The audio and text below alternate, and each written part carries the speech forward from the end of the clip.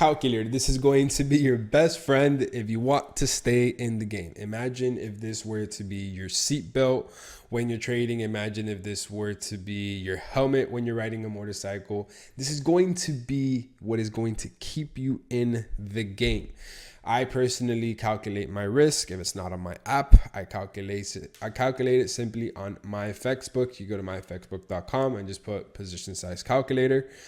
This is going to be crucial to your trading, and for some reason a lot of traders don't know this. I don't know why, but this is something that as soon as I found out about it, I never managed a position without taking it. You just feel weird. It's almost like when you're used to riding a motorcycle with a helmet and goggles. The moment you don't do it, you feel unsafe. It's pretty much the same thing.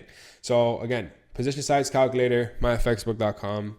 When you need to trade a currency pair, whatever the pair is, let's say you're going to do GBP AUD, the currency is going to be USD. Obviously, let's say for this case, you're going to have, let's just have a $10,000 account, whether that's a challenge, an FTMO challenge, or whether it's your personal account, whatever the case is.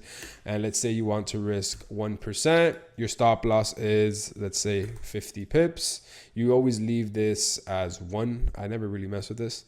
And then you would calculate, and that would give you your math. 1% of 10,000 is obviously 100. And then this is the lot size you're going to put in MT4, MT5, C Trader, whatever trading platform you're going to be trading on.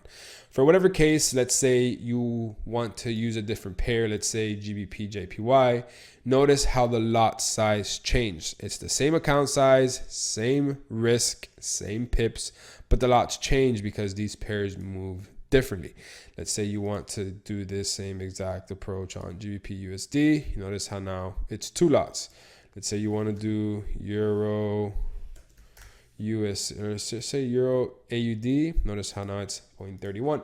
Let's say you want to bump up your risk to 2%, and then your stop loss, instead of it being 50, it's now 40. Look how your lot size now changed to 77. So whatever you go on TradingView and you put as your stop loss and whatever you want to risk, you simply come here and put 2, 3%, whatever you want to do. I highly recommend for you to go anywhere from 1 to 2%. There's simply no reason to go above that. Obviously, if you're managing larger capital, such as $100,000 or $200,000, you know, all of these funding companies out there, they're going to give you the possibility to do that. It's not unavailable anymore. It is very normal to manage 6 figures in trading nowadays because of all of these funding companies that have come up. Even if you want to go to the OG FTMO, it's the reason why I'm here. Bro, they're gonna pay you. Just go do your thing over there.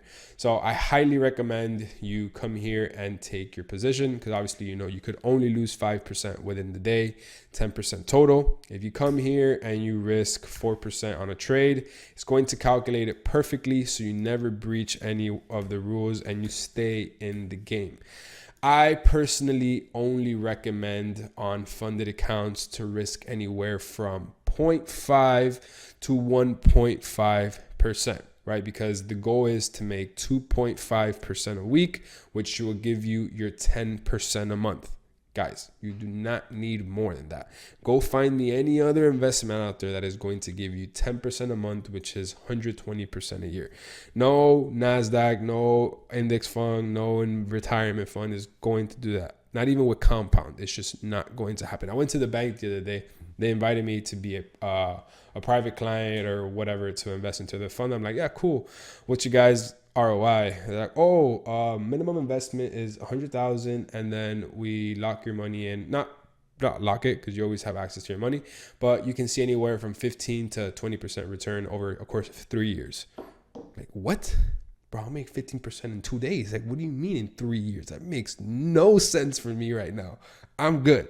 And that was on a medium risk approach, because there's higher risk. They said, our highest risk can be anywhere from 30% in 3 years.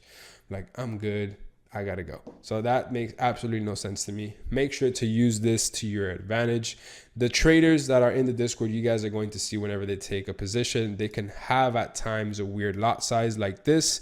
It could be super random. Let's say you want to risk 2%. It can be 7.721. And it's like, why that weird number? That weird number is because it equals the $2,000 perfectly. You want to have that because it's going to be crucial to your trading. Again, if you're risking on your own personal account, you kind of do whatever you want there. I can't tell you to do that because there's times where I risk more than 1 to 2%. But again, I'm playing at this point with profit. So pretty much doesn't really matter because it's just profit. Again, I should keep those rules, but a bit more experience. I'm obviously have a higher risk tolerance, which I'm okay with. So the way for you guys to build up the risk tolerance to get to where I'm at is by just being cold with, risking 2% and feeling nothing. Whenever I take a position, I say, I want to lose these 2,000. I'm okay with it. I can go to sleep and not have an issue.